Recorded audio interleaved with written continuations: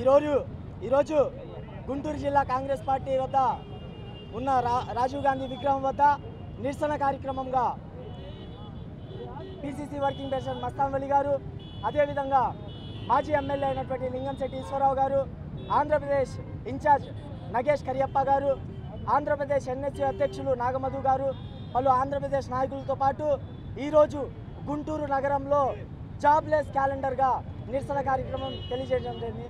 అదేవిధంగా జగన్మోహన్ రెడ్డి గారు ప్రభుత్వం విడుదల చేసిన జాబ్ క్యాలెండర్ ఒక చీటింగ్ క్యాలెండర్గా భావిస్తూ మా గురువులు మస్తాన్ వలి గారు ఎప్పుడూ ఒక మాట చెప్తూ ఉంటారు, కళ్ళున్నటువంటి ప్రభుత్వం చూడనటువంటి, చెవులు ఉన్నటువంటి ప్రభుత్వం విననటువంటి, అది 100% నిజం. ఎందుకంటే ఆంధ్రప్రదేశ్లో జగన్మోహన్ రెడ్డి గారు విడుదల చేసిన జాబ్ క్యాలెండర్పై విద్యార్థులు, యువకులు రోడ్లపై వచ్చి వాళ్ళ ఆవేదనను, కేకలను ఈ ప్రభుత్వానికి వినబెడతా ఉంటే జగన్మోహన్ రెడ్డి గారు అదేం నాకు వినబడట్లేదు అన్నది వైఖరి వాళ్ళ చిత్తశుద్ధితో ఆ ప్రభుత్వం నడుస్తూ ఉంది. అదేవిధంగా భారతదేశంలో నరేంద్ర మోడీ గారు సంవత్సరానికి 1 కోటి ఉద్యోగాలు ఇస్తూ ఉన్నారు. సంవత్సరానికి 1,50,000 ఉద్యోగాలు ఇవ్వలేనంత పరిస్థితి కనబడతా ఉంది. అదేవిధంగా పెట్రోలు, డీజిలు, నిత్యావసర సరుకులు కరోనా బారిన పడి ఎంతోమంది మృతి చెందిన వారికి ఇప్పుడు దాకా ఎటువంటి సౌకర్యాలు లేవు. ఈ ప్రభుత్వం ద్వారా ఈ కార్యక్రమాలు దీని వైఫల్యం వల్ల, ఈ ప్రభుత్వాల వల్ల వైఫల్యం వల్ల ఈరోజు గుంటూరు నగర ఎన్ఎస్యూ ఆధ్వర్యంలో ఇక ఆంధ్రప్రదేశ్ ఎన్ఎస్యూ కమిటీ నిద్రపోతున్నటువంటి జగన్మోహన్ రెడ్డి ప్రభుత్వం, మోసం చేస్తున్నటువంటి జగన్మోహన్ రెడ్డి ప్రభుత్వం, నిరుద్యోగుల్ని, యువతను వంచినటువంటి జగన్మోహన్ రెడ్డి ప్రభుత్వం, కళ్ళు తెరవండి బాబు. మీరు ప్రకటించినటువంటి జాబ్ క్యాలెండరు జాబులు ఇచ్చేది కాదు, జాబులెస్ క్యాలెండర్గా ఎన్ఎస్యూ భావించింది.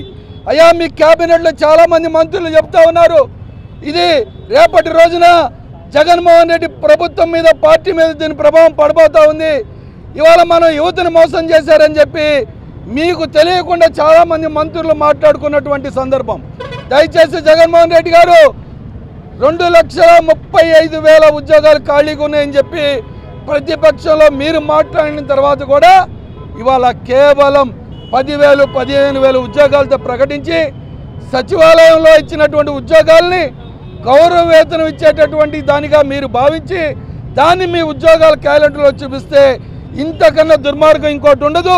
ఒకవైపు మోడీ గారు సంవత్సరానికి 2 కోట్ల ఉద్యోగాలు ఇస్తానంటాడు, ఈయనేమో 2,30,000 ఉద్యోగాలు ఇస్తానని ఇద్దరు కూడా కలిసి ఈ రాష్ట్రంలో, దేశంలో ఉన్నటువంటి యువతని, నిరుద్యోగుల్ని మరి మోసం చేస్తున్నటువంటి విధానం.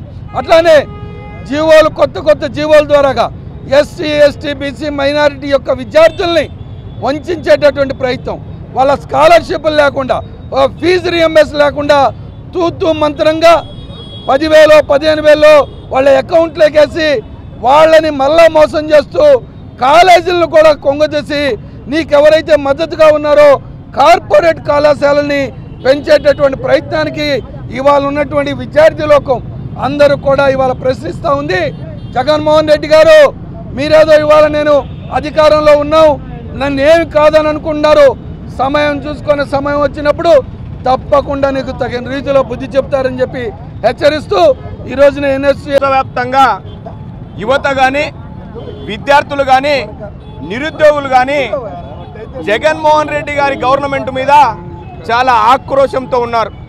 గత నెల జూన్ 18వ తారీఖున రిలీజ్ చేసినటువంటి జాబ్లెస్ క్యాలెండర్ మీద నిరసనలు వెల్లువెత్తుతూ 13 జిల్లాల్లో కూడా ఎక్కడ పడితే అక్కడ ఎమ్మెల్యేలను కానీ, మినిస్టర్లను కానీ, ఎంపీలను కానీ, చివరకు సీఎంను కానీ ముట్టడించేటువంటి ప్రయత్నం జరుగుతూ ఉంది.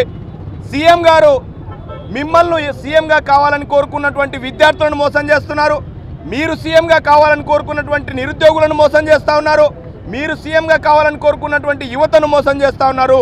దాదాపుగా 20 నుంచి 25 లక్షల మంది నిరుద్యోగులు మీరు రిలీజ్ చేసినటువంటి జాబ్ క్యాలెండర్ కోసం వెయిట్ చేయడం జరిగింది.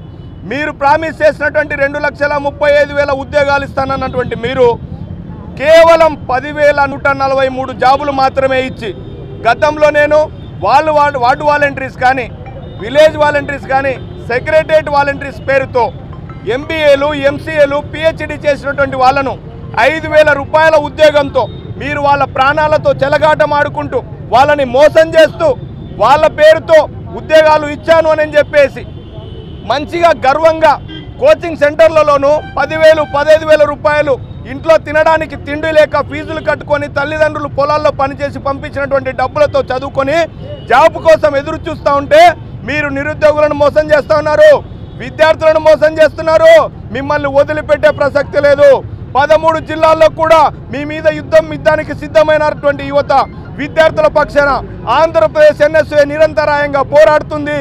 మీరు ఏదైతే జాబ్ క్యాలెండర్ రిలీజ్ చేశారో దాన్ని రద్దు చేసేదాకా, మిమ్మల్ని ఇంట్లో మేల్కొనేదాకా మా ఎన్ఎస్ఏ పోరాటం నిరంతరాయంగా కొనసాగుతూనే ఉంటుంది. మీరు ప్రామిస్ చేసినటువంటి 6,500 ఎస్ఐ పోస్టులను కానీ కానిస్టేబుల్లను కానీ పోస్టులను కానీ వెంటనే రిలీజ్ చేయాలి. మీరు చెప్పినటువంటి మెగా జాబ్ క్యాలెండర్ ఏదైతే ఉందో దాన్ని వెంటనే రిలీజ్ చేయాలి. నూతన విద్యా విధానం పేరుతో మీరు రిలీజ్ చేయబోయేటువంటి మెగా జాబ్ క్యాలెండర్ను కుదించేటువంటి ప్రయత్నం చేస్తూ ఉన్నారు. దాన్ని వెంటనే రిలీజ్ చేయాలి. ఎక్కడ కూడా మిమ్మల్ని వదిలిపెట్టే ప్రసక్తి లేదు. మీ మంత్రులను కానీ విద్యాశాఖ మంత్రి కానీ రోడ్ల మీద తిరగనిచ్చే ప్రసక్తే లేదని చెప్పేసి ఆంధ్రప్రదేశ్ ఎన్ఎస్యూగా హెచ్చరిస్తున్నాం. మీరు మేల్కొనండి. మేల్కొనకపోతే మిమ్మల్ని మేల్కొల్పి మీ ఇంటికి పంపించడానికి ఆంధ్రప్రదేశ్ ఎన్ఎస్యూఐ, ఆంధ్రప్రదేశ్ కాంగ్రెస్ పార్టీ మీ వెనుంటనే ఎంట పడుతూనే ఉంటుందని చెప్పేసి జగన్మోహన్ రెడ్డి గారికి హెచ్చరిస్తూ ఉన్నాం ఆంధ్రప్రదేశ్ ఎన్ఎస్యూఐగా.